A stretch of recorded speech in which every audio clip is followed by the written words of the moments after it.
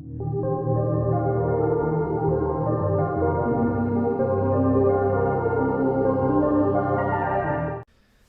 welcome everyone to a midweek video. So this video is going to talk about the memo which was released about 24 to 36 hours ago. So this is my first opportunity to do a response to it because they released it at about 9 PM my time and I've just been at work all day the following day.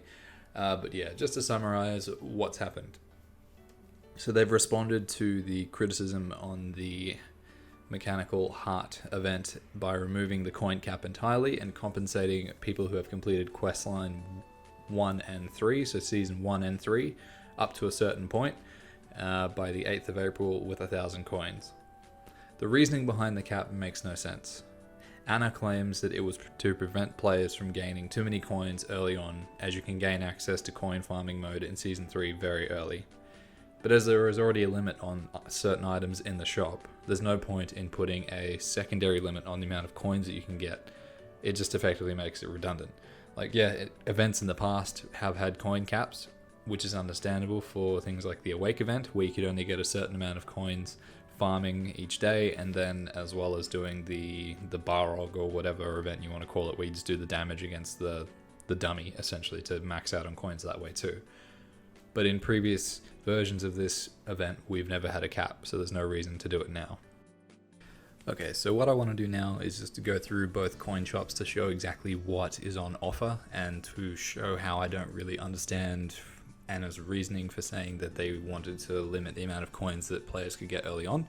So we've got Season 1 and Season 2 here. This is where you can get the majority of your androids, along with the Glimmering Heart and the Normal Heart. So as you can see, the Glimmering Heart is way better than my Beryl Heart. I cannot remember how old this Beryl Heart is, but it's very old. 35 attack, scrolled 7 times. I couldn't even tell you what I scrolled it with. I'm probably pretty sure I made a video on making it. I think I made a couple of them for a few of my characters, but yeah, this one just ended up on the Corsair at some point. But yeah, so 15 stars compared to 5. You wouldn't really want to go for the level 50 heart either, because it's similar to the Beryl Heart where it's only 5 star, and it wouldn't really benefit your character that much. Like, if you were really desperate and you didn't have enough coins, sure, go for it, but then if this event ever comes out again, probably go for the level 120 heart. This is the android that you save in the first place in season 1, so I might end up getting that one, or if there's other ones that I've unlocked by doing the season 3 content, I might buy those. You can get the Adam and Eve ones in here as well, but this is something that I didn't complete, so I don't think I can get them, because season 2 was too glitchy for me. And then yeah, you've got your Aloroid, and Skyroid. Then you get into the rest of the shop, and this is where it gets confusing, because you can get lots of outfits and equips and items here, but none of it is game breaking. So you can get things like badges, medals, earrings, pendants. The earrings could be interesting if you wanted to anvil them onto something, but it's all for appearance. There's nothing great about it. So yeah, the medal is better than my Halloweenster one.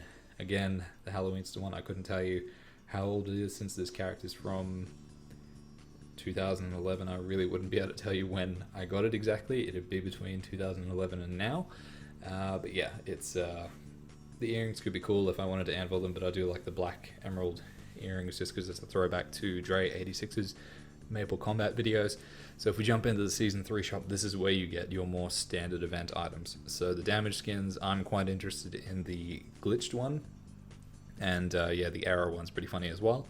You've got your chair bags along with a number of different event chairs, which are cool. You know, I might pick up one if there's something that interests me. I don't think anyone's ever bought the Power Elixirs. You got your Polo Frito tickets, and then your APSP resets, along with slot coupons, trait boosts, the arcane symbols that I was talking about. You can get 20 of those. Helps out with finishing off your, symbols. That's good. Node stones, you can get 10 of them. And then yeah, as you go further down, you come across your standard stuff like your mastery books, your job advancement coins, character slot coupon, more bags. I'll probably get the Soul one because it's good having a 40 slot one. I think I've got that on the Xenon, but I don't have one on the Corsair, so I'll certainly pick up one of those. But yeah, if I am missing something, I don't really think there's anything game breaking in here, because considering that you in non-reboot world, you still have to scroll the heart, and then yeah, you still gotta enhance it in all of that in reboot as well. But yeah, I don't really see what's so game breaking about it and why you would want to limit the stuff that people can buy, since the whole idea of these events is to, you know, whenever someone says, oh, when should I start playing the game, you should really time it when an event like this comes out. Well, probably not this event because it would scare them off, but an event where you can buy lots of character improving items. That's not game breaking, it's just giving you a little bit of a leg up, giving you things like mastery books, even though you can really buy them in used shops. But yeah, it's very, very odd reasoning. If that's the reasoning that Nexon signed off on, that Anna's happy to stand on, it's not good footing to stand on as a reason, but sure, whatever. But yeah, so I might pick up some of the chairs and whatnot, but yeah, I plan on doing a lot of farming probably on the weekend to get all this stuff, and then yeah, just probably never go back to farming coins again. But yeah, so that's what the event shops have got. It's worth taking advantage of. Go out and farm some coins, multiple characters if you're really motivated to. I'm only doing it on 2 characters, and I'm just doing it to get enough to get the heart on the Xenon, and then I'll do the rest on the Corsair since it has the Frenzy. But yeah, so that's all it's got. So we'll go back to discussing what's in the rest of the memo. Anna also directly referenced concerns from a Reddit post, essentially saying that they are working towards being more transparent, which really doesn't add up to anything until we actually see something concrete from Nexon. Until then, it just continues to be words.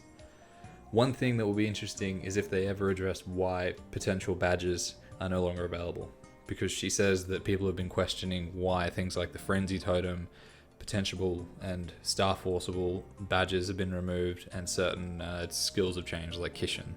And apparently it's all related to game balancing, but I can't really see how a item that wasn't really considered broken in the first place and just happened to be never brought back through an event, and then Singapore was broken as a content, so then they just removed the content altogether, which removed everyone's access to get the Ghost Ship badge, which was not the best in slot. The Sengoku one is better, but the Sengoku event hasn't come back in quite a while. What Nexon needs is another Maple Leaf Council to bounce ideas off. So I was part of the Maple Leaf Council about 6 years ago. It didn't really work out for anyone, where we would suggest things, we'd be working on things, and Nexon probably wasn't really taking us that seriously, and nothing really got achieved of it. There were a lot of leaks in terms of what future things were coming out, which wasn't helpful to our cause. It ended up being quite detrimental towards us, and resulted in the whole thing being shut down. But they really need something where they can bounce ideas off a sample of the player base for upcoming changes like this, instead of just making the change and having to revert back when they have backlash for the changes. Like I've said, it'll never happen because from first-hand knowledge, people will leak things to the wider community about things that are coming, and then they won't trust us anymore. All in all, this is another situation where a change was implemented that people didn't like, much like the Magic Wagon from January earlier this year. Nexon crumbled and then removed the changes. You would think that if you have a winning recipe for an event, you would just stick by it. I can understand that we're adding extra seasons on top of the original content, which is great. They're trying to give us something new, but it was buggy, it was broken, and then they brought out an unreasonable cap, which they doubled from 50 to 100, thinking that that would solve the situation, and then only a couple of days later, they've removed it altogether, allowing people to farm all the coins that they want, and they're giving people 1,000 coins in compensation.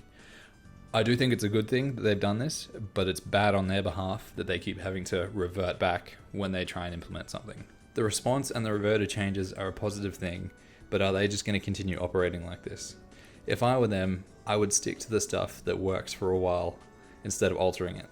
Build up the confidence and trust with this goal of theirs, supposedly for this year, in improving communication channels and transparency with their player base. Just stick to the greatest hits, keep bringing out stuff and keeping people happy, stop trying to change everything, and just work on more of a more positive outlook for the entire game instead of upsetting the player base every 2 months or so. I do talk about this quite a lot since I've been playing this game. I've been playing Maple for quite a long time, but I've also picked up playing Pokemon Go. I do watch a lot of Pokemon Go YouTubers and Twitch streamers as well, and one of the things that I pick up quite often from their talk, and look, Niantic aren't perfect. I've heard about some stuff that they've done wrong as well, so there's no game developer is going to be ever like 100% angelic perfect. But what they do is they roll out content to certain players, like a small sample, to get feedback and all that before they roll it out to the entire population. So obviously something like Maple, that's a bit harder. The thing that comes to mind is something like a test server like Tespia, which doesn't seem to exist anymore. But yeah, so even if they just had like 3 months worth of content that they're planning, and they just went to a sample, maybe even their Bean Brigade. I'm not really sure what Bean Brigade does, I'm not a part of it, but even just rolling it out to them to see what their thoughts and, critiques of it are, and how they could tweak it just so that they don't end up in another situation like this. But yeah, it seems like I'm just going to wait for the next one, to be honest. As negative as that sounds, I'm going to wait for the next event where they've changed something, and I'll be back here saying exactly the same stuff. So certainly go out and farm some coins, get the hearts, get the androids that you want. And yeah, there is some stuff in the shop that's worth getting. I'm certainly going to go for some of the damaged skins, probably the arcane symbols as well.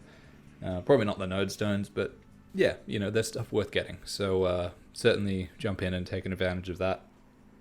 But yeah, it's just very strange to see them doing this, where they make a change and have to revert it back, and they just keep making the same mistakes. It's very, very strange. So yeah, leave your thoughts in the comments below about what you think about this whole entire situation. But yeah, it's certainly a strange one. Alright, I'll see you on the weekend for another Maple video. Catch you later.